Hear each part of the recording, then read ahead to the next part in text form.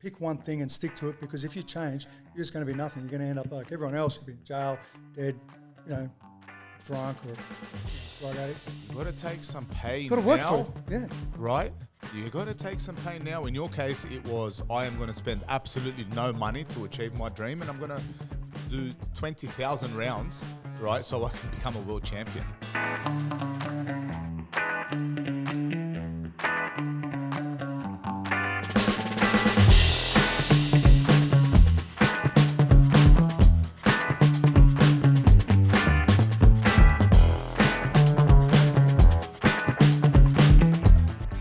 Welcome back to the Lat Chat. Another episode. Here we've got Peter Graham. So street kid, born in Sydney to a world-class fighter, boxing, kickboxing, MMA. He's actually one of Australia's most decorated combat athletes. Just to name a few of his titles: K1 World Grand Prix Melbourne Champion, ISCA World Heavyweight Champion, WBF World Heavyweight Boxing Champion, and Australian Heavyweight Boxing Champion. I'm sure there's a few we missed out. But Peter Graham, welcome to the show. Thanks, guys. I'm happy to be here. Nice to have you here. I really like this office too. It's actually really quiet, but the view is good. Yeah. And there's parking, which is never parking around here. Oh, yeah, we got great parking. So if anyone wants to be a guest on the show, just to get good parking in Olympic Park. Look, great for, welcome to the show. Thanks for coming in. Thanks. Obviously, we brought you in because not only are you a business owner, you're involved in property, but you're also got such a great background in, combat sports. Really successful, travelled around the world, you've fought everyone, you've beaten everyone. So we just want to pick your mind a bit. And to start off, we actually got some rapid fire questions. Go for it. Warm you up a bit, see how you go. So number one is, obviously you had these peak fighting years where you went through. So what are some lessons that you probably took away from that and even you bring now into your gym in IMC and maybe you teach your students? I think the number one thing about being a combat sports athlete and making it to the absolute elite level is that you just never know. You just might make it. And I always felt really super appreciative of being able to have the opportunity to live my dream for so long, because it really is a ludicrous dream. I'll become a professional kickboxer. It doesn't go down too well. Most people either too fearful or don't have the talent, or they get halfway, their body breaks. I don't think many mums want to hear their son say, I'd love to be a professional kickboxer. Probably not. Yeah. But to be able to have that, I guess I just have a great sense of how lucky I was to be able to experience. I wasn't lucky that I got there because I just worked super hard, but there's just so many other things that would have been easier to do. But when you find yourself in a position where you go, wow, this is awesome. All these people think I'm fantastic, and, get all this money and, fame and everything. And, a lot of people always say, so Pete, you're always really friendly, humble. I said, I don't really, it's not like being humble per se. I mean, I appreciate people saying that, but it's like, I just saw it for what it was. So I appreciate it, but I never thought it would make me better than you. I'm a better fighter than you. It doesn't make you a better person. Maybe you're better at something else. Hopefully you're better at counting. Oh, man. What about this? Here's a big one. Obviously the fear. Probably a lot of fighters experience this, maybe more amateurs or people getting into it. Going out into a ring knowing you're going to be watched by tens, hundreds, thousands of people and fight a man that wants to take your head off. So when you were kind of coming up and in your prime fight days, how would you get past that initial fear of walking out? I say this to people all the time. I take a little bit from Customato, which was Mike Tyson's training. He said, every man feels the same, man, woman. Everyone has fear. What's the hero does that makes them, a champion. They go and do it. And what the coward runs away from that makes them a coward. They still feel the same. But the way that I overcame any fear I had was a few things. To begin with, I kind of disassociated myself from the actual problem. I went, you know what, I'm not quite sure that Peter Graham can beat that guy, but maybe the chief can. Now, I've never asked a psychologist if this is a good thing to do, but I just really didn't have, to be honest, the self-confidence to go and beat some of the guys that I did. So I look and go, how am I going to beat this guy? He's massive. He is terrifying. all his mates are terrifying. We go to New Zealand or somewhere, and they'd be like, you know, like another 100 Tongans, Samoans, and they're all looking at me like, you heard our friend, we're gonna kill you. You're not getting back on the plane, champ. And so I had to come up with a way to disassociate myself. So how can I make myself not think about that and work on something else? So I use that fear to motivate me in my training. So my preparation. Because, you know, it was ridiculous to think about it just before the fight because we're there now. You know, once you turn up to the fight or have the exam or something, it's all the hard work should be done. So when you're at, you know, 4:30, 5 o'clock in the morning in bed going, do I want to get out and go for a run? Do I want to really do sprints? You know, do I want to, you know, do the, you know, all the horrible stuff? You know, I got to go and spar Mark Hunt and Auckland Umatangi and 5 other Tongans who think it's funny to try to beat up the big white guy who came to the gym. It's like, is that what I want to do? And you go, I want to do that because what I really want is not lose the fight. You know, I give up what I want to do right now to have what I really want. And any goal that anyone wants, whether it's a sports goal, a physical goal, a health goal, or a financial goal, I believe needs to have 2 components, and it's pretty simple. I call it the drowning protocol, I guess you could call it, is that if you're drowning, you forget about everything. You know, I love the beach. I love going surfing. It's beautiful. But if you're drowning and you're held under, everything else goes. You don't think, I hope I pop up and look cool. I hope no one sees me. I wonder if I'm going to get... You're not worried about your bass lodgement, are you? You're not. You become super polarizedly focused. If I stay where I am right now, I'm going to fucking drown. And I do not want that. And if I go up there, I'm going to have sweet, sweet oxygen. And if your goals are set out like that, I believe you can achieve anything you want, especially in Australia. We have so many awesome opportunities. But that's the polarization you need. That laser focus and the ability to drown out the noise is a skill itself. Absolutely. Yeah. You got to say, how much do I want it? Like, I was a big guy. I was athletic. You know, I got lots of offers to play football, all types of football.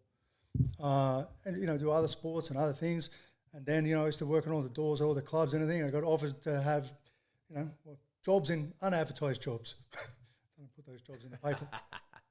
You know, they're driving around, like literally before I turned pro, I was working at some of the best clubs in Sydney, like DCM. It was like the greatest club in the Southern Hemisphere.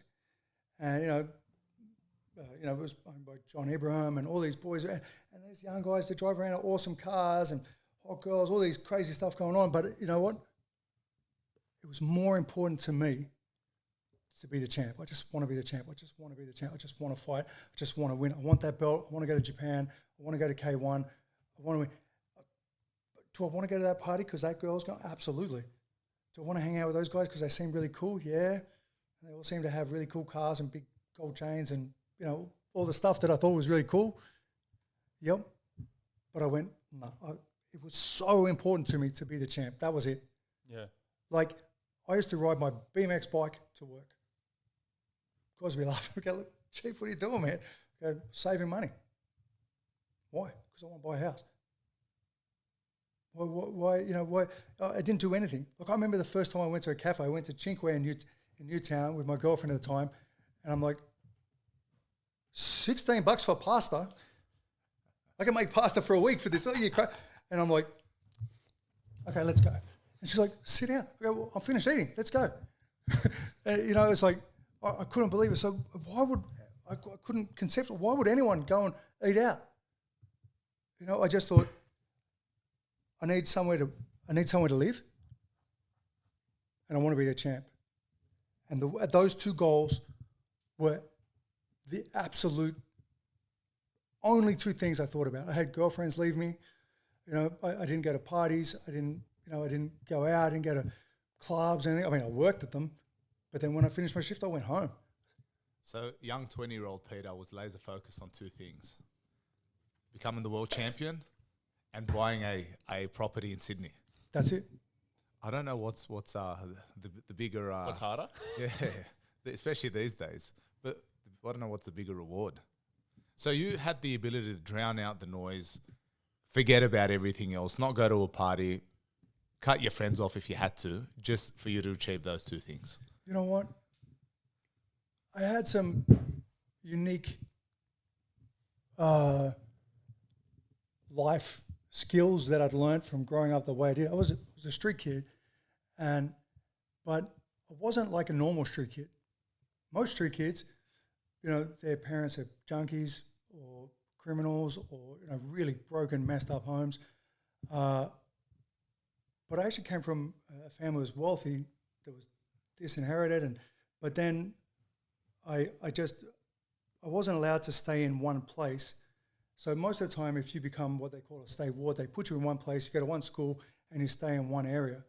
And for a long time, I always thought I was really annoyed because no one, from what they told me, they said, oh, your mum doesn't want to sign the paperwork, so you can become a state ward and just stay somewhere. So I just moved from short-term refuge to short-term refuge to, running around the streets to short-term refuge, which means basically every 3 months, all through my teenage and high school, up into my early 20s, I moved every 3 months. It was ridiculous. But that also meant that I didn't fall into, I never had really close, tight, like a friend group. And of course, those friend groups were all taking drugs or criminals or just, messed up. So I just kind of kept to myself, really. Like I was always the new kid at school. I went to like 14 different schools, everywhere from Fairlight to, Campbelltown High and everything in between. But I was always the new kid, always moving. So I was just not too worried about doing it. Like I was like, I started to, once I had that stability to stay in one place, I was like, okay, I don't think I'm going to be changing. I didn't think I didn't have the confidence to think I could do a bunch of things. I said, you don't have a good education. When I left school, I couldn't even read properly. I could probably read like a cartoon or something like that, a comic book. And I went, I need to know how to read. So I just forced myself to keep reading. And I found a book on a train. It's called Psycho-Cybernetics, which is it's like the grandfather of all self-help books. I couldn't read it, but I thought if I could read this, that means I'm smart. How old were you at the time? 17. Yeah. And I started karate when I was 18. But it took me a year to finish the book the first time. It's only about a 380-page book. And I didn't know what it was about. Like, I'll read it again. I said, I'm going to keep reading this book until I know what I'm talking about because I thought that would make me look smart and I'd be better. But I said, because of that and my own, I guess I used my own self-limiting beliefs and my own non-confidence to work for me as opposed to against me. I went, Pete, you're not going to be all that. Pick one thing and stick to it because if you change, you're just going to be nothing. You're going to end up like everyone else. You'll be in jail, dead, a drunk or a drug addict. So I just said, okay. Like we said before, not the best thing in the world. I went, I'm going to become a karate superstar.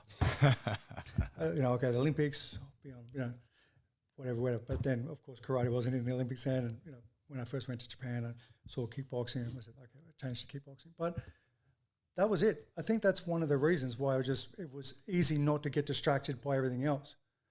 Like I didn't feel that I needed to go to all the parties because you're only my friend for a couple of months or something. So, I thought this is more important. Did you work out how to read? I did. I love reading. You read now, huh? All the time. I think it's one of the most fundamental things ever. So you read that book time and again till you worked it out? Yeah. I read it again and again and again. I must have read the book 50 times, 60 times now. See, that's called laser focus. And you did the same thing with your kickboxing. How many rounds have you sparred? Do you know what I mean? Hundreds and hundreds and hundreds. Hundreds and hundreds, and that's how you get good. You know how many sets of accounts and tax returns I've done? I've been doing it for 20-something years. My whole life, I wanted to come up with a system. How can I replicate this? I want to, with fights, it's like you have a fight camp. You change things differently, but you're constantly improving your skill set. Okay, but then for every fight or every person you fight, there's a different set of rules, and that's exactly like I use that analogy for life. Like if I decided I wanted to become an accountant, I go, okay, well, I got to improve my skill set a lot. Yeah, agreed. But I have to. But then every customer has a slightly different set of problems that need to be overcome to make you a successful accountant. But there's something to be said for doing the same thing 1,000 times. Do you know what I mean? And you do get better at it Absolutely. each time. Perfect practice makes perfect. You keep doing it again and again and again. I think I got a lot of that when I went to Japan. You know, it's very culturally a thing in Japan to do one thing and do it well. And I believe it. I love that about Japanese culture too. Peter, let's do some numbers for a second. Okay. Let's entertain me, right? You've had how many pro fights? About 127. 127 pro fights. And how many rounds did each of those? 2.5 rounds, 3 rounds? How many? Well, the kickboxing was most of K1's 3-3 with a maximum of 5 threes. And how long? Yeah. MMA is How? so, and there's about 70 of them or something. You're the mathematician, you can write. So what are we saying? Roughly how many of those lasted to the end? Half? Let's go for half. I think my KO rating is like 60 something, 62% or something. 62%. And then boxing world titles, they're 12 rounds. And I never went 12, but I went 10 a few times. So boxing, 3. So, I don't know. Yeah, maybe. Let's keep it easy. I'm going to average it 3 rounds over the sport. So we're talking about 360 rounds you've had professionally, right? At about 3 minutes a round. 3 minutes a round. Or thereabout. Now, for every fight, how many rounds do you think you sparred? With people in the ring. So the general rule I used to have was I needed to do 50 rounds of sparring. Per fight? Per fight, depending. But when I fought MMA, it was slightly less because they're slightly longer rounds. All right, so we have another 127 for 50 rounds, call it at 40 rounds. So you're talking another 6,000 rounds of practice for your 360. Now, how many rounds did you either, with the bag? How many rounds were shadow sparring? Right. So it's the general breakdown of a training week was 2 hours on Monday in the morning, 2 hours at night. Tuesday, training in the morning, training in the night. Wednesday, just training in the morning. Thursday, 2 hours in the morning, 2 hours at night. Friday, 2 hours in the morning, 2 hours at night, and Saturday just in the morning. Well, that was a normal. This is like a basic normal week. And how many 3 or 5 minute rounds of things would you do in each of those sessions? Oh man, I mean, I'd be skipping for half an hour every day, and then 3 or 4 rounds of shadow sparring. Yeah, it's skills drills, it's fitness and conditioning, and then tactics and technique, and sparring. And it's a system, and we always improve your skills. You come up with a solution for how you feel or come up with something that you think is the best way to win whatever particular fight or tournament you're going to go in, and then you try to be as fit as you can be or as strong as you can be for those periods of time. So in addition to your 50 rounds of sparring, you've probably had a couple of 100 rounds of shadow sparring, the bag, thousands, right? So we're talking about over 20,000 rounds. Yeah, wow, yeah, I guess so. I never looked at it like that. So you have fought for over 20,000 rounds before you got to walk in, for each, for your total fights. That's a lot of rounds. Yeah. That's what it takes to win. I think that's 7 why titles. I think that's why you're good at what you do. Yeah, I think it's a good way to get good at anything, right? Yeah. The more you do something, the better you get at it. People always talk about discipline. You hear all the motivational clips and stuff like, stuff like that. But here's a tip. If I want to become an accountant, I don't really like accounting, nothing personal, but it's not like my dream. It's going to take me a lot of discipline. Okay, if I want to learn, to be really good at something that oil painting, I don't have any interest in oil. But if I had to do it, and come up with something that was acceptable. I know the system. Systems I have to be really disciplined, practice every day. If I had a good mentor, someone to coach, I get better at it. However, this is the caveat I like to say. If you really, really love something, it doesn't require much discipline at all. I mean, like I really enjoy fighting. I enjoyed the training. I enjoyed what I got out of it. So it required less discipline per se, and that's why I tell people. I said, follow your dreams. Because you never know, you might just make it. I always say, I guess a good. I'm always conflicted about this. One way I go, follow your dreams and burn the boats. Go full out. I mean, if you're born in Australia and you're 18, go for it. Because if you mess everything up by the time you're 25, you can go back and start again. You can get a law degree whenever. It's probably better if you started early, but you can. This is Australia. We're lucky like that. But I also say, what I did was all my spare time, I did what I loved. All my spare time. The rest of the time I worked. And I went, I need to pay my bills. Ain't nobody coming to go, yeah. But that was important to me, so I went, if you kind of cover one side and then spend all your spare time doing something else, you're never going to waste your time.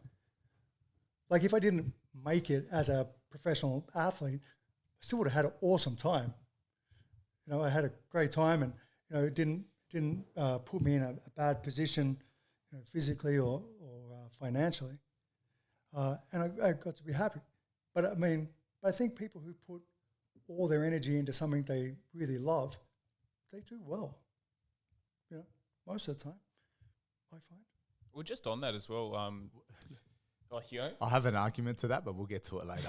I was just going to say, obviously you're known for a lot of fights, and you fought some really big names, and maybe some guys that are big names now, but you fought them on their come up.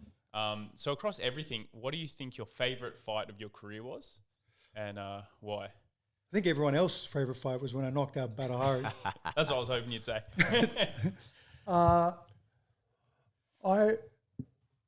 The fight that I didn't want to have, that I really liked, was against Latitude Tavase, because I liked him.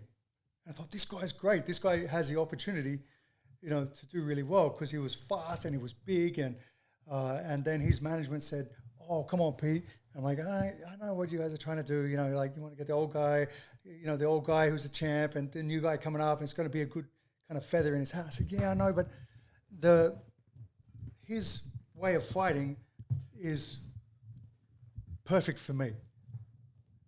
He's like, we have the Super Samoa. Maybe he was a Super Fob. He had all the agility and talent and tenaciousness of an Aboriginal fighter and the strength of an Islander.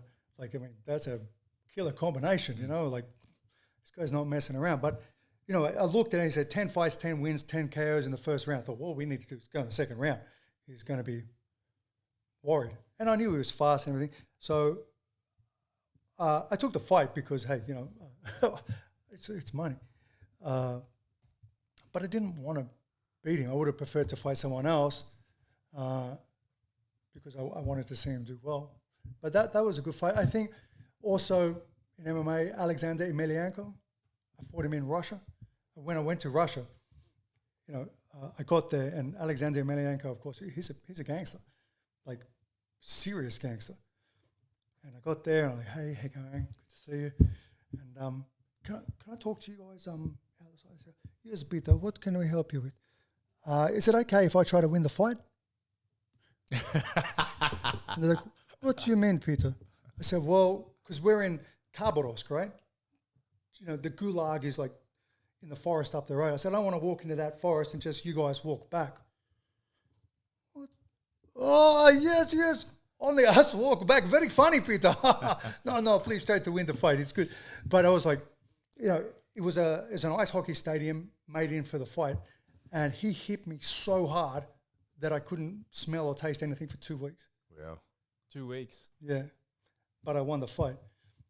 That was a good win.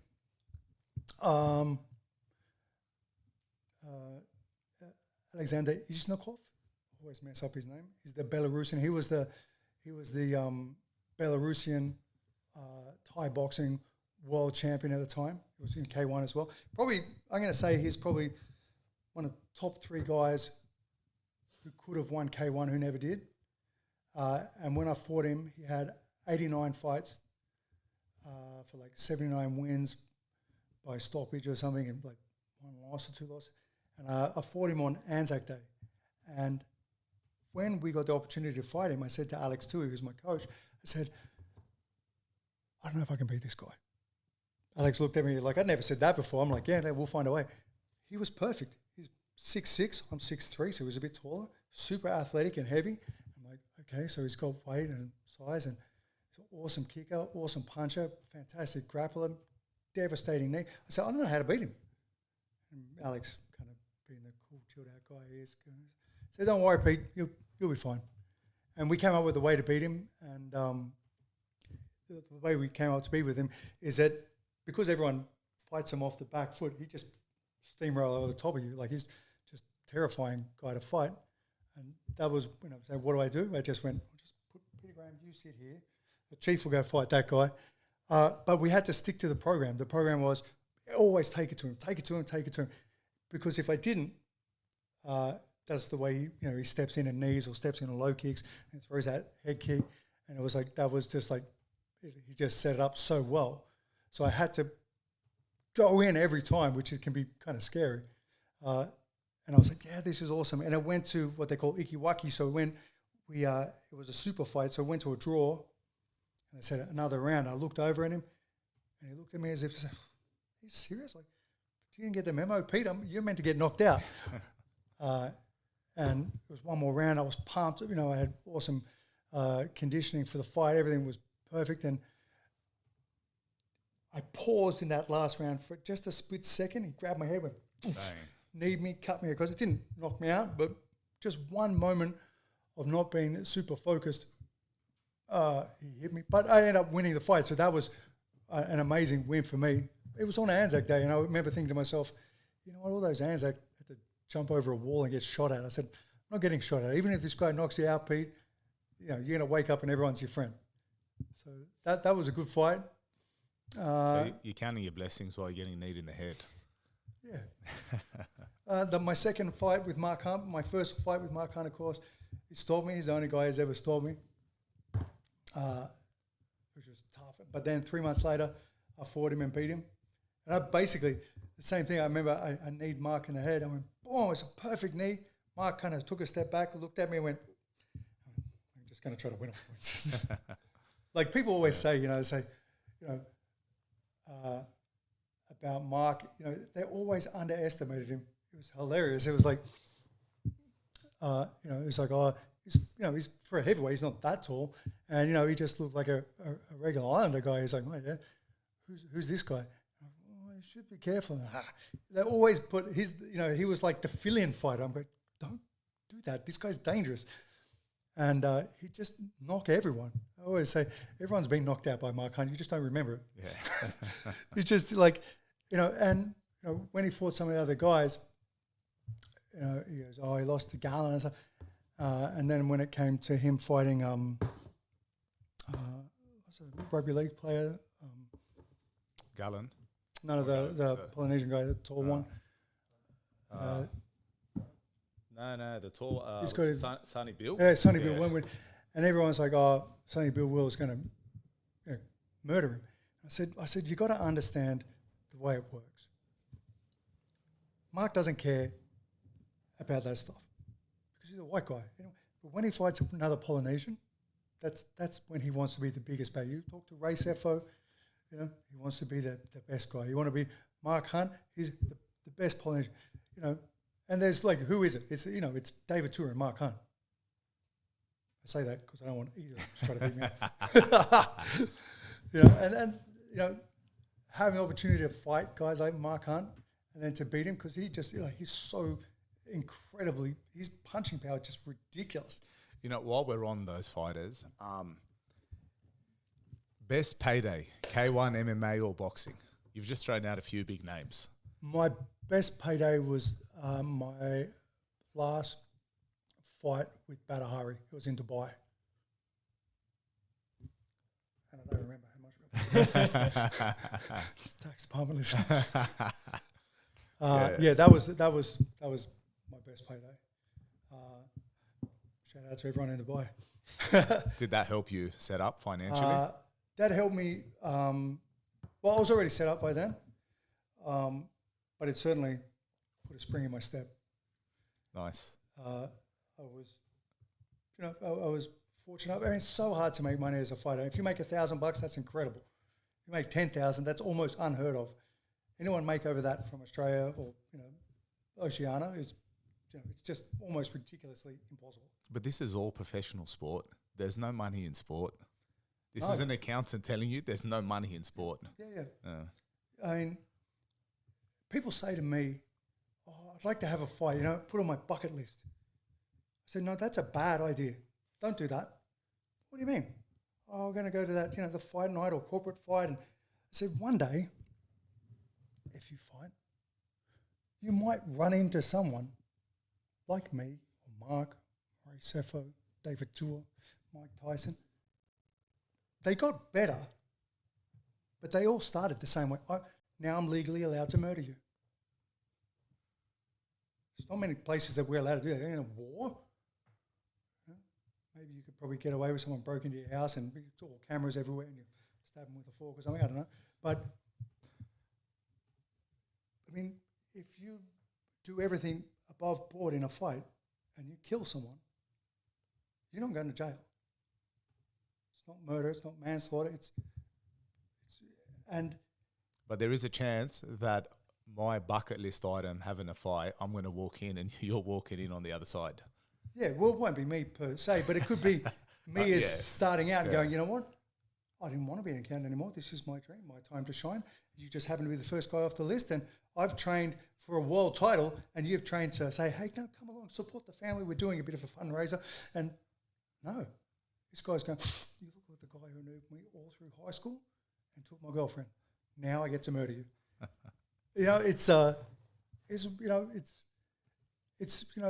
We could all go and play cricket now, or baseball, or soccer, or rugby league, or anything like that, and fine, or golf. The downside's not that bad. But also, so can I just say something about that? A lot of people, because I'm really passionate about this, if combat sports is taught by the correct person, it's a lot safer than what people think. Discipline, is something that is really a super integral part of all combat sports and martial arts. But also, it's a lot fairer. I mean, just the three of us guys here, what are you, 75, 80 kilos? What do you weigh? Oh, well, let's pretend I'm 90. Let's pretend you're 90, and I'm about 120. And at school, we can all play rugby league, and it's a collision sport. Contact sport, of course, although some might say, but the final goal is to knock someone out. The final goal is actually to render the other person to be unable to intelligently defend themselves from a technical point of view. But if you're taught by the right coaches, end up, you can think. So it's important. I think there's a lot less concussion injuries, funnily enough, to the average person, even in boxing, than what there is in rugby league and rugby union, and even AFL and soccer.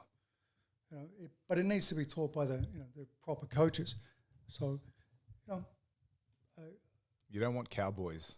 You don't. No professional wants cowboys in their so industry, many. But especially in yours. There's so many people say, well, I trained for a while, had an amateur fight, now I'm going to open a fight gym. I played a few games of rugby league at school. I'm going to open an NRL team. Yeah. Well, so then how do you feel about a lot of influencers? Not many going into probably MMA, but they might go into like boxing matches. Like obviously top of mind is like Jake Paul, all these fights against that's a really good question. So Spanian, of course. Yeah. Spanian trained with me because he really wanted to have a kickboxing fight. But he's an outlier. There's he's a tough guy from back in the day too, because he was in Woolo and I was in Redfern, but he's about 10 years younger than me. So he was around. But, he was a tough guy, but he could have had a kickboxing fight. Look, tough, got the ability, certainly interesting. Would I think it would have been lucrative? Absolutely. But those guys getting to the absolute pinnacle is not possible because they have other things going on. But combat sports is about people. Back in the day, of course, it was the black guy versus the white guy. And then it used to be kickboxing in Melbourne, the Greeks versus the Turks. People live vicariously through fighters, and it's entertainment. So whether people like it or not, influencers who are fighting, you either love Jake Paul, you love Spanian, or you hate him. I'm going to the fight. Either one of them go, ha, told you he's going to kick his ass, or ha, he got his ass kicked. So I actually think it's a great idea because it lifts, the rising tide lifts all boats. Does it? I like the spectacle of it, but for me, I love to watch, when I watch a really talented fighter, it's like someone who likes ballet watching the Bolshoi Ballet. It's beautiful. It's unbelievable. It's so, to be able to do some of the things that some of the people can do under absolute duress, it's incredible.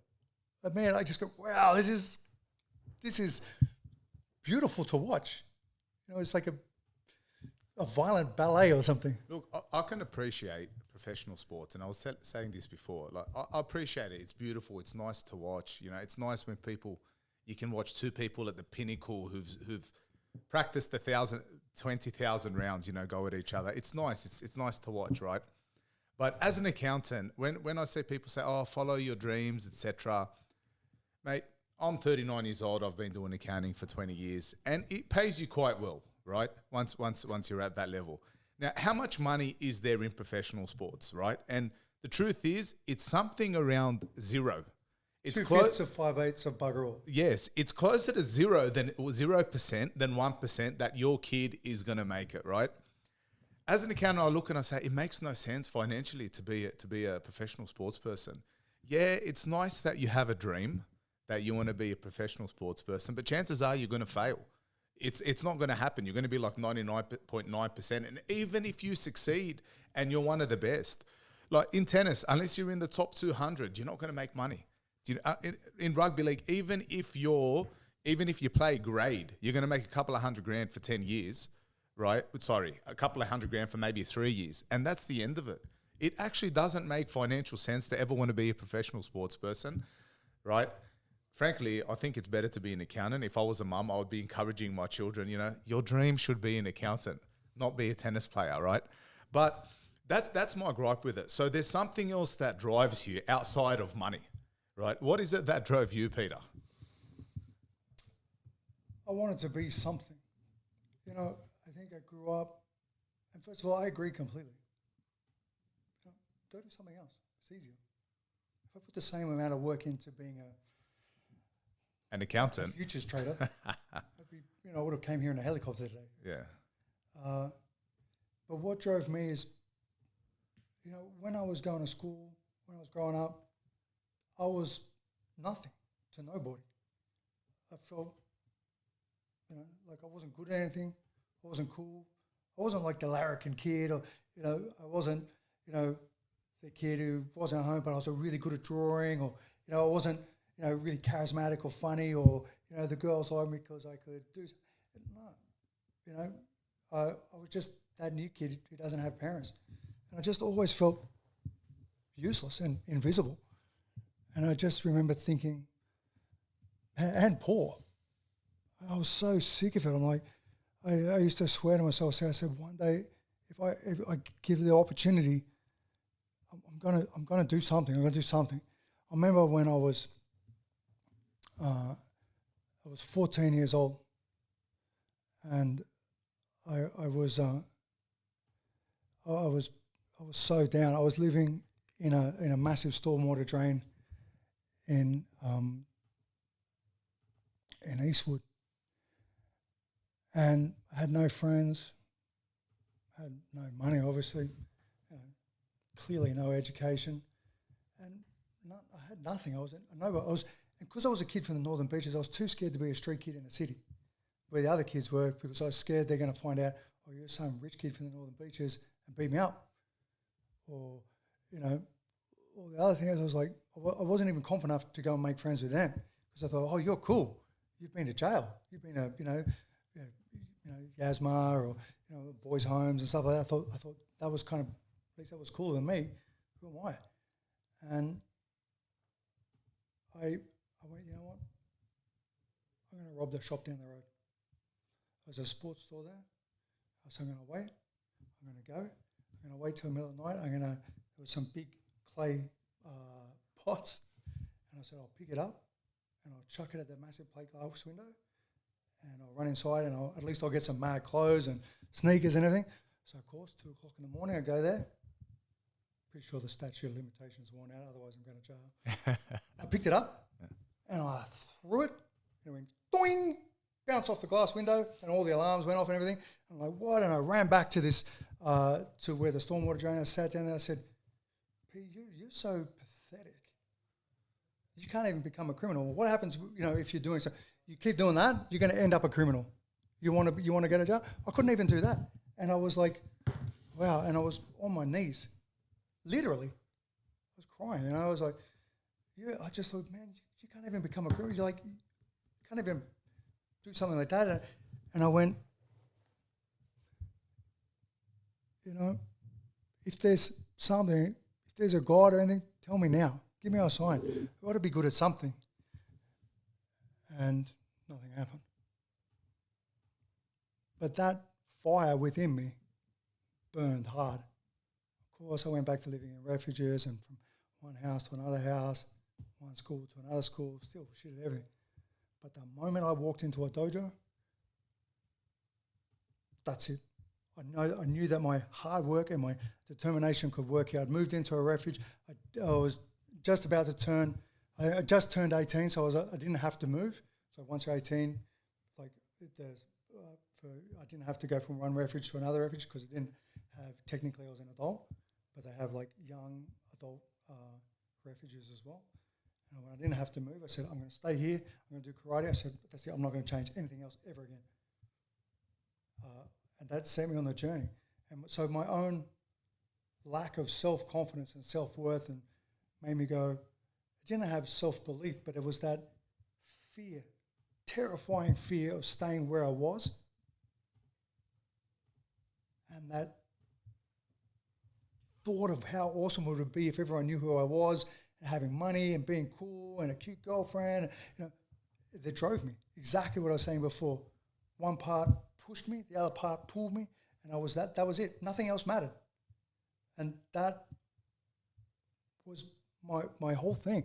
It's like I found a way to let my lack of self-confidence give me something to be better. So instead of letting it burn me up, I use that same energy, I guess you could say, to propel me forward. And because I never thought I was going to make it, so I thought, you got nothing to lose.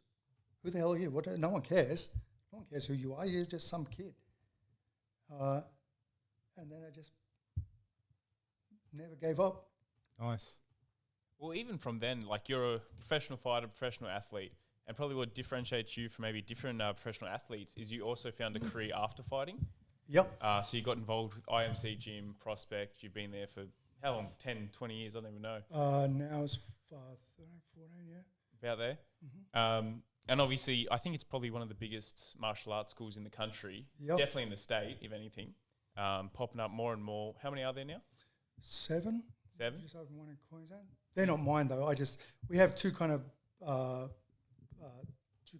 so we have the big ones, 2 models, business models. We have the big ones and the little ones, or the big ones and the really big ones. I have one of the really big ones, and also IMC Liverpool has, or Preston's has a really big one as well. But that also goes back into, I guess, almost I guess it wasn't a lack of self-confidence, but I think it was a practical way of looking at things. Because when I was coming, what I thought was the end of my career, it turned out I fought for a lot longer. I thought, you've got to do something at the end of this. You can't stop.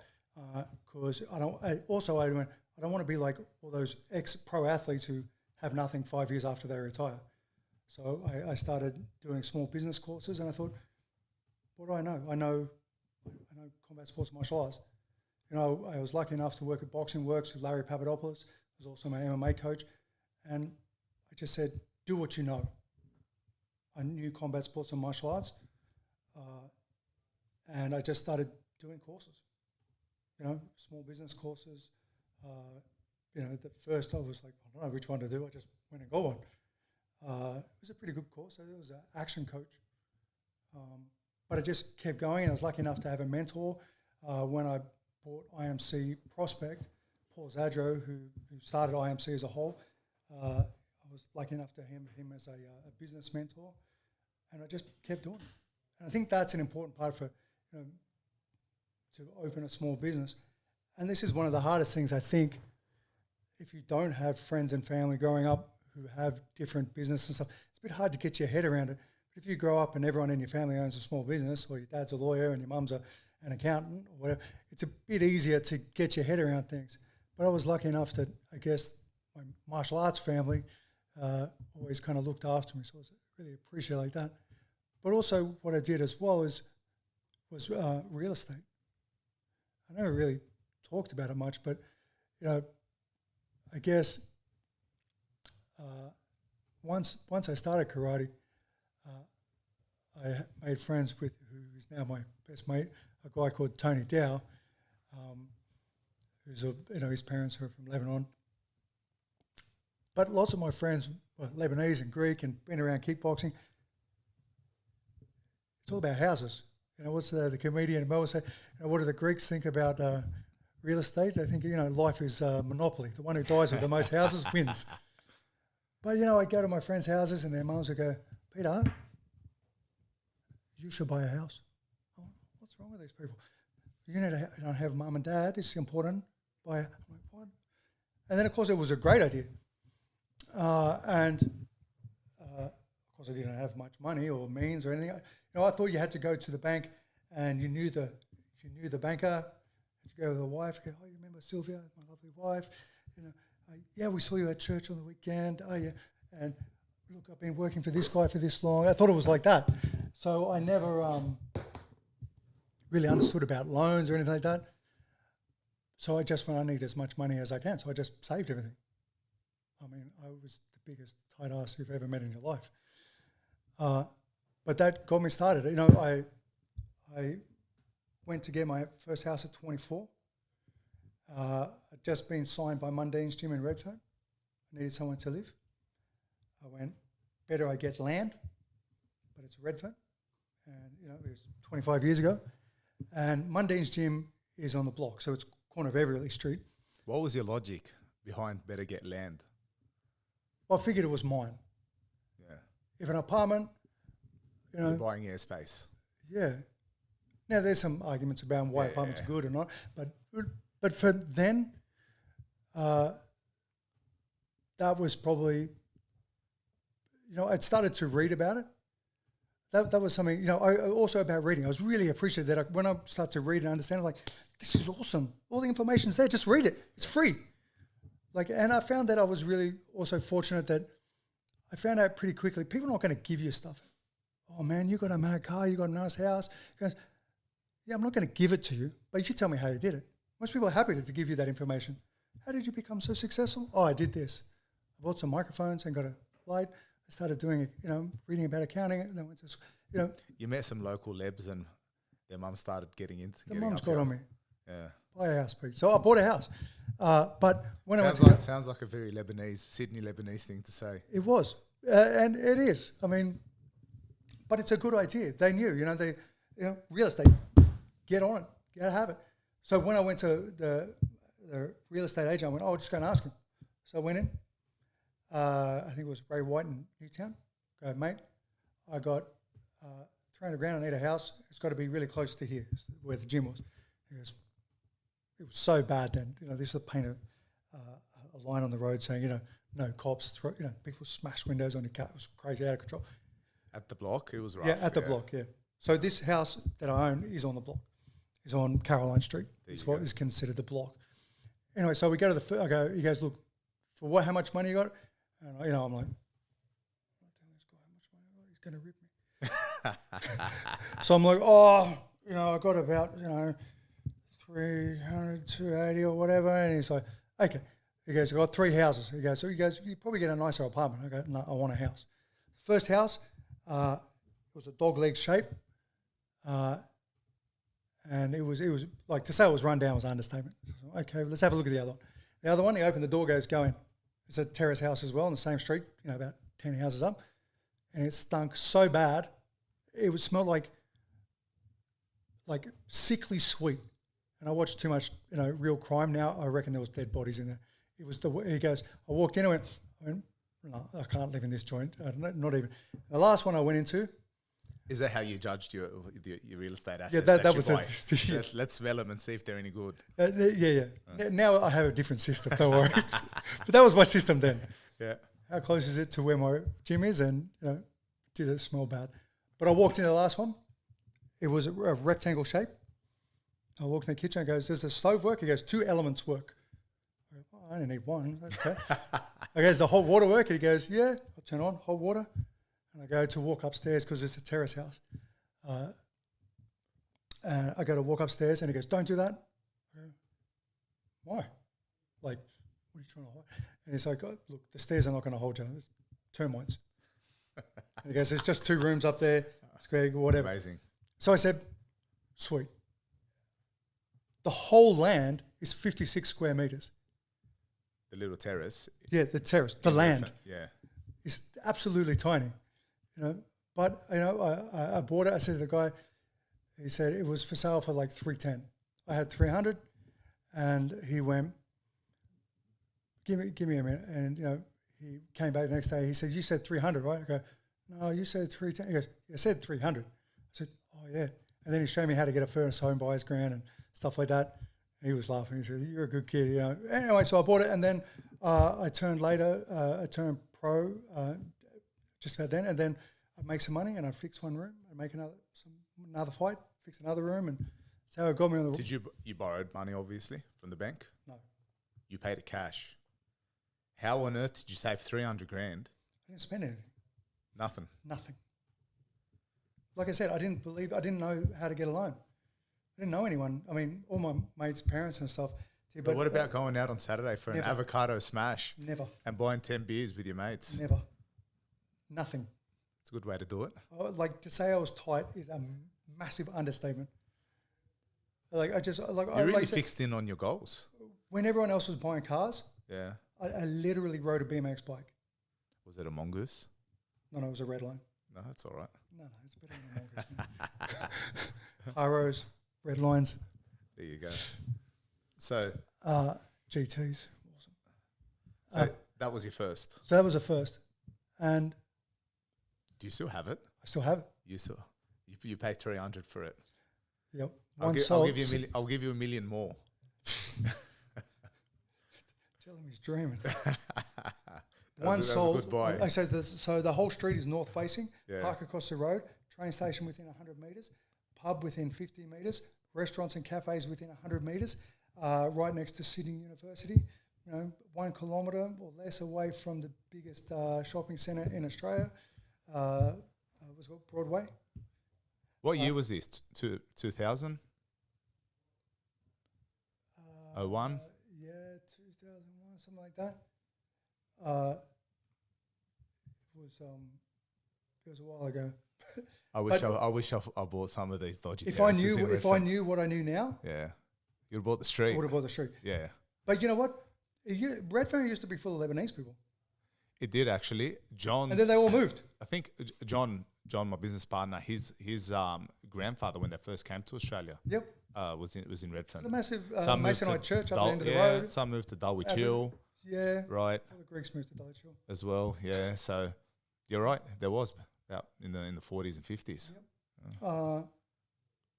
I love property. Like, I love the history. I can tell you almost about every single house on the street. because they're all exactly the same. They're about 100, almost 160 years old. There you go. They're all the same terrace. It's the longest road of exactly the same terraces in New South Wales. And I think the record on the street, now you've got to remember this is 56 square metres, sold for 1.75. Wow. There you go. And in 10 years' time, we're going to be talking about how cheap that was. We should have bought it at 1.75. Yep. The on Holden Street was just down off Everleigh. There was a place I almost got. It was really run down. I just had money in other places at the time. So have you made more money from property? Have you made more money from fighting? The most amount of money I've made from anything is property. Yeah. Buying and hold. And then my second, so now it's really lovely. And I always say to my wife, maybe, when we retire, we can have a place in the city and a place on the beach, because by then Redfern's going to be like, 4 clues. Yeah. It's almost by per square metre the same as Paddington now. I believe it. Redfern. It's gentrified. It's nice. Ridiculous. They've even cleaned up. Not too long ago, we went to the boxing gym there, right? Yeah, Mundane's gym. Correct. Mundane's That used gym. to be the worst It place used to ever. be disgusting. They had that van that would drive around and collect the needles. Yep. Now you walk through, it's lovely, it's beautiful. You don't see drug addicts. I think they've just cleaned up the drugs from the area. I have. Right. They did a really good job. The Mundanes, because that's who did it, Mick Mundane, and their original housing company, which is a privately owned company by the Mundanes, which is epic. Amazing. What they did is unbelievable. So where Mundane's gym is now, yep, that's Caroline Street. That's Caroline Street. And Everleigh is the one going down the hill. Everleigh's the main one. Caroline is the adjacent one. Yeah, it runs parallel to the train station. Yeah, there you go. But it's an awesome place to live. It's super. You're renting it out at the moment. Same. Can I ask what you get per week? $850. $850 to rent on the block. Wait, but the record for rent, like my place is renovated. It's got nice floorboards, marble kitchens, everything. But it's not like absolute Mickey Mouse. Someone did one of the other houses down the end, and it's rented out for $1,700 a week. Ouch. Same size? Same size. Exactly. Every house is exactly the same. $1,700 a week. Caroline Street, Redfern. For a crappy $300,000 terrace where you can't walk up the stairs. Kills me. I so wish that I knew what I knew now. I would have bought 3 and yeah. I have a similar story. At my church, we have one of the youth leaders. His name is David Fagali, right? I always say he used to preach the gospel of Jesus Christ, and then he'd also preach the gospel of the Sydney property market. I like him. Yeah, right. And he would push us to buy property. Get into property. It works. You're going to have capital growth, leverage, borrow money, make money off the bank's money. Yeah. Such simple things. But, I say I'm lucky in that I got to hear that message growing up. So as soon as I was in my mid-20s, straight away when I finally had the deposit and the money to do it, I jumped in. I bought a property, then bought a second. Where'd you buy it? I bought in Guildford, right? I bought in Guildford West. I bought a 700-metre block for about $485,000. What year? In 09, 08, something like that. At that time, you always think you pay too much, right? You always think you pay. Every property I've bought, I always feel like I paid too much, right? But now in hindsight, I think to myself, I wish I paid too much more often. Do you know what I mean? Yep. Right. It's worked out for me because you're not buying a house in Guildford West for $480,000 anymore. You know what I mean? It's not buying a flat for that amount. Yeah. So it's worked well for anyone who's, and we had we grew up fairly humble. And it was always, the dream. Let's buy a house. If you've bought a house, you've made it in life, right? Yeah. We'd look up to those people who actually bought a house. Oh, he bought a house in Maryland. Wow, he's made it in life. That's amazing. And that's what I aspire to. If I ever bought a house, got married, had kids, that would be that's all my dreams. I've achieved everything. And I look back and say, yeah, I've achieved everything. I bought my house. I found a beautiful woman. I've had a few kids. I'm very happy, right? But the property thing was a big one. That's the dream, it was in everyone's dream. And you know what? I don't think I was as tight as you, but I was tight. Even Johnny, business partner, teases me for being tight growing up. But I wanted that house. I wanted a deposit to buy a house. I wanted to one day walk on land that I owned. Yeah, I probably owed money to the bank, and I'd owe money to the bank for 30 years, but it was mine. No one's kicking us out. We don't have to worry about a letter to say that you're going to get kicked out. It was mine. I didn't care what the house looked like. It was disgusting.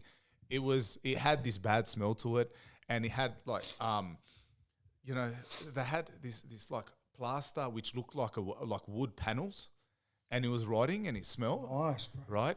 It was beautiful. I was very happy. My wife didn't like Hey, it. it's not even wood. It's fake. It's fake. I don't care. It was mine. I own the I agree house. 100%. How Mate, good is that feeling? No problem. And I enjoyed every minute of it. Breaking the asbestos, smashing it into bits, putting it in the bin, cleaning it up. Yeah, and if you want to right? paint it purple, I'll paint it purple. It's your house. Exactly right.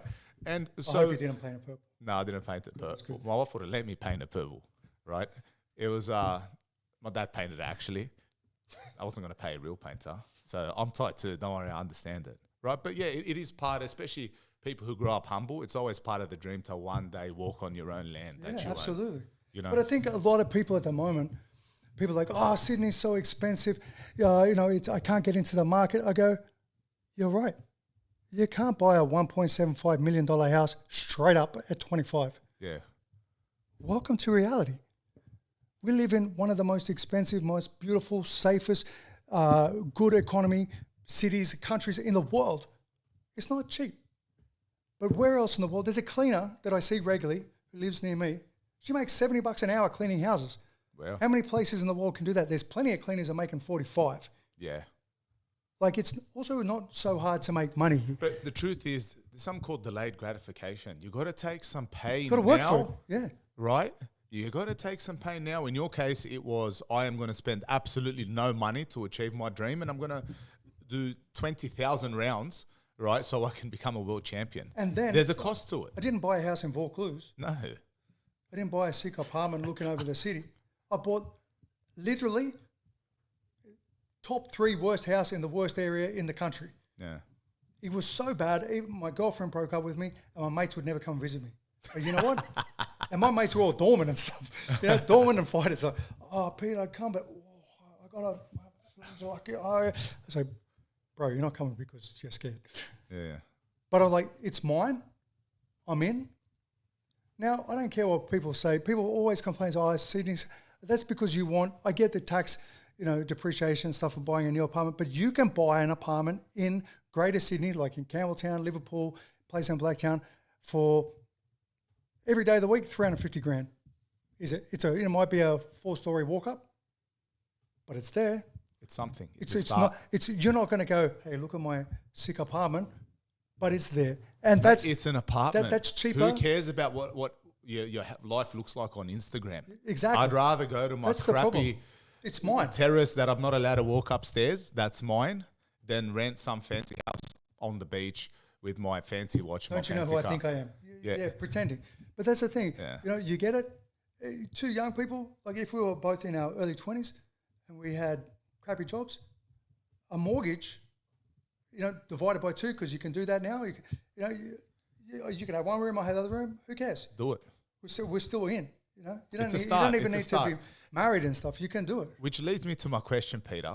Right, and I think I know what your answer is going to be. What do you see the mistakes that the other fighters who walked your journey, who made similar amounts of money, what's their financial mistake been compared to yours? I think the biggest financial mistake fighters make, maybe even so many other professional athletes, is that they assume it's going to keep coming. They don't understand the tax system, and they don't understand how beneficial it is to buy property first. Like, I owned a house before I owned a car. Let that sink in for a second. A house before a car, any car. I didn't have my first new car until I was 40 years old. It was the first time I ever bought a new car. And I just won a boxing world title, and my wife said, Peter. How old were you? I won a boxing world title at 40. 40? Yep. That's when you bought your first new car. You know why? Because my wife said, babe, we have the gym, we have investments, we have properties, you've done everything. Just buy the new car. I don't want to hear about it again. She was sick of it. And I'm like, oh, you know, I'm going through depreciation, the value, and, you know, she's like, just go and buy it. So, but that was, you know, and when I was, you know, in my early 20s, guys had new cars. But I was like, no, you know, if it's important to you, if it really is important to you, because I didn't think I had anyone who's going to be there to back me up. I was like, no one's coming to help you, Pete. I got to look Dad after and me. mum don't have money. Like, I'm not calling up my mum and my dad going, hey, oh, I messed up, can I go home?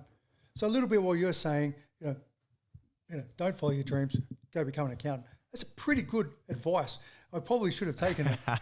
But, you know, I look, when I say I worked hard, I worked really hard.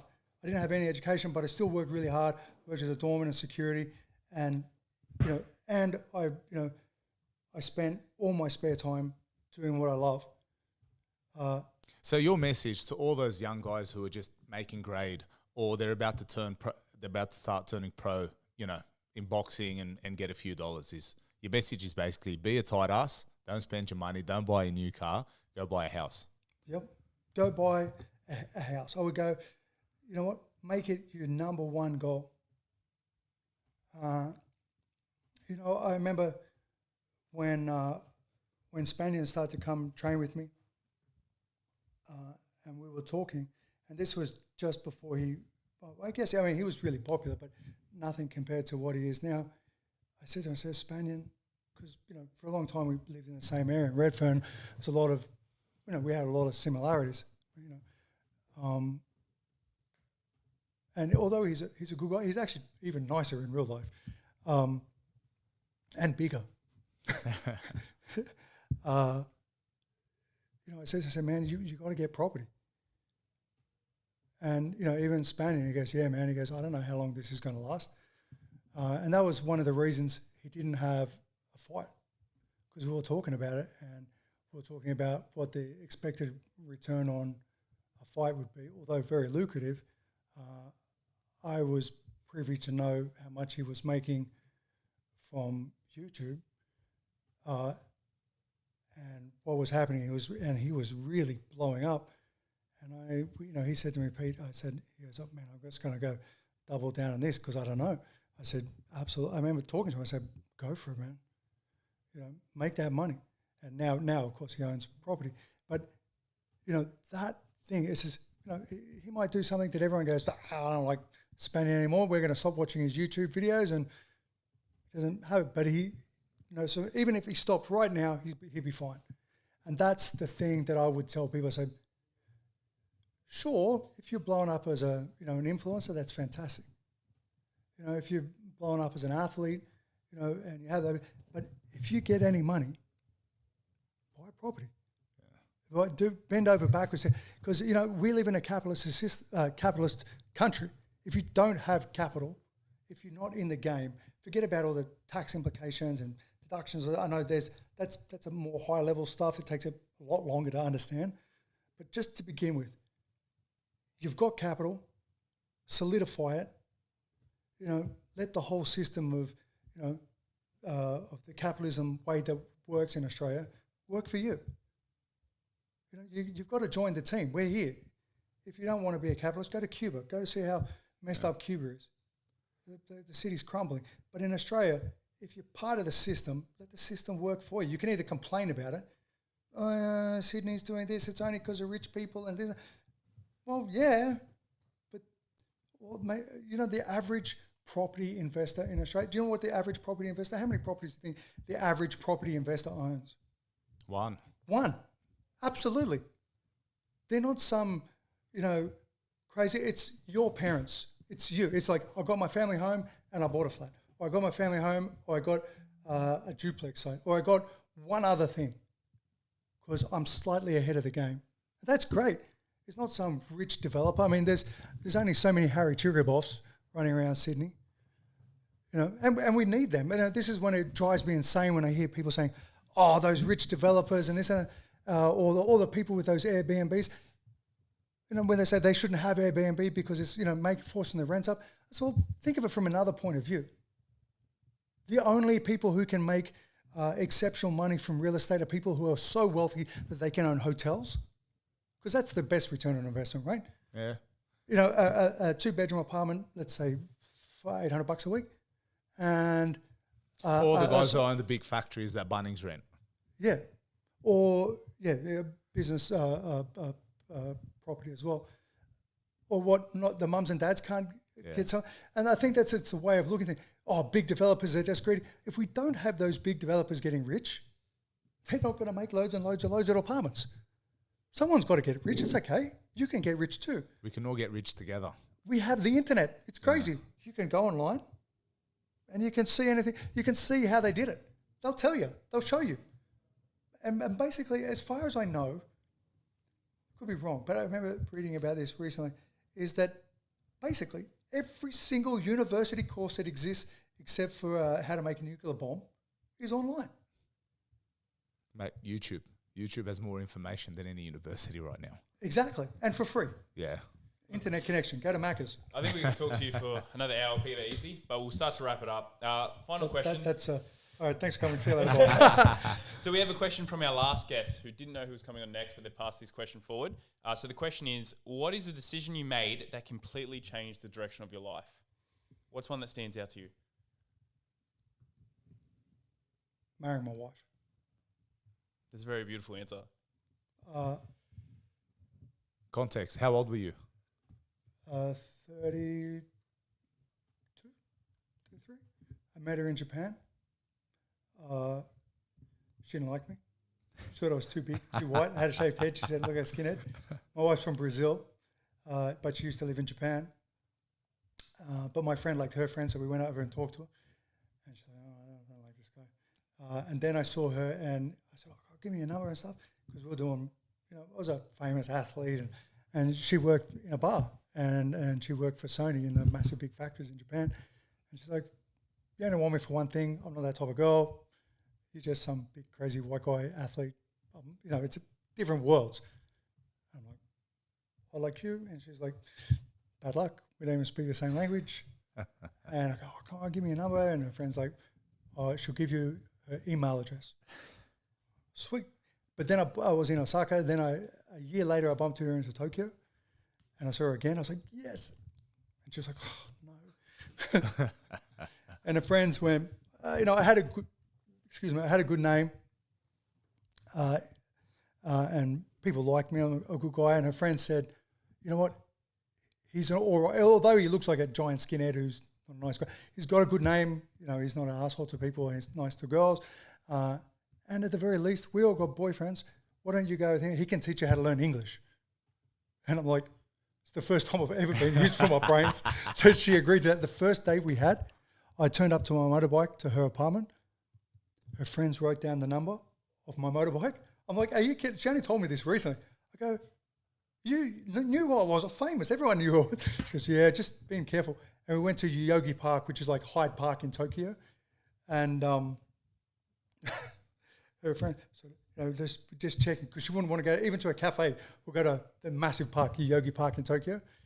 We didn't speak the same language, so we had an English-Portuguese dictionary because we didn't have iPhones. And I bought some paper and some coloured pens, and we drew pictures and talked to each other like that because we couldn't speak to each other. It's a language of love. Anyway, and I just kept it for about 3 months. She wouldn't even kiss me. I took her out everywhere, and the guys were laughing at me hard. Like at the gym, this sounds like hard work. It was hard work, mate. It sounds like it's easier to get a boxing world title. Oh, it's safer. Yeah. Anyway, but I just thought she was awesome. I don't know why.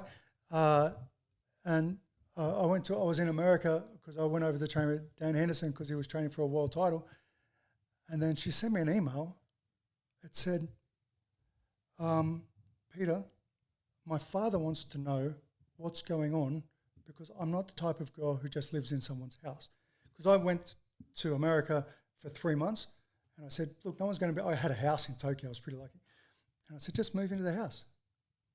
I said, it's free. And at the moment she was staying in a tiny apartment with 4 other girls. I'm like, just stay in my house, no worries. I'm like, she's never going to move out, that's great.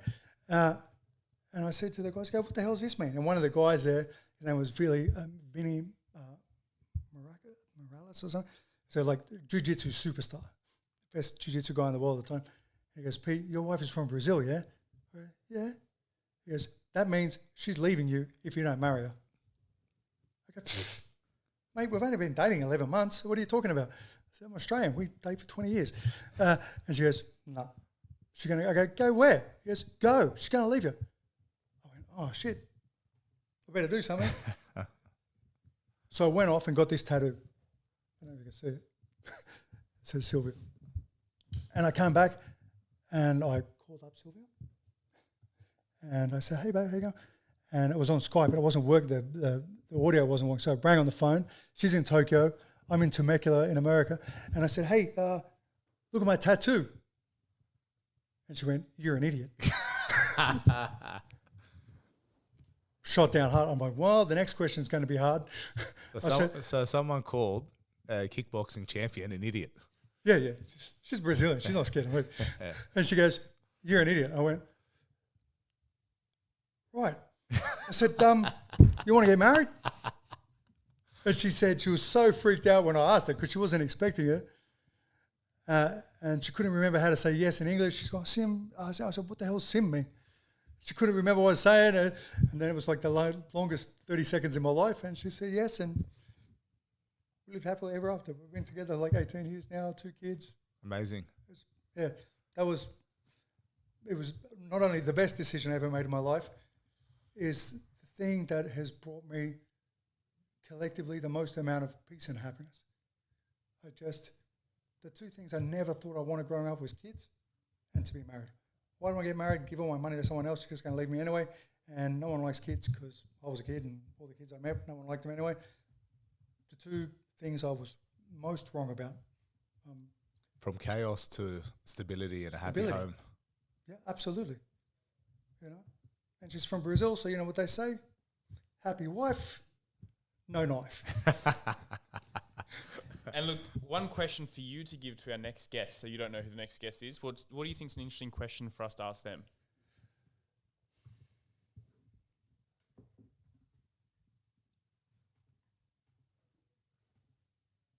If you could change one thing in your life, what would it be?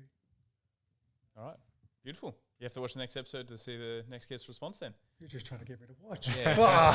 All right. Well, beautiful. Thanks, guys. Thanks, Peter, coming in. You're welcome. Thank you. Obviously, like and subscribe to the Lat Chat podcast, and we'll see you next episode. Thank you.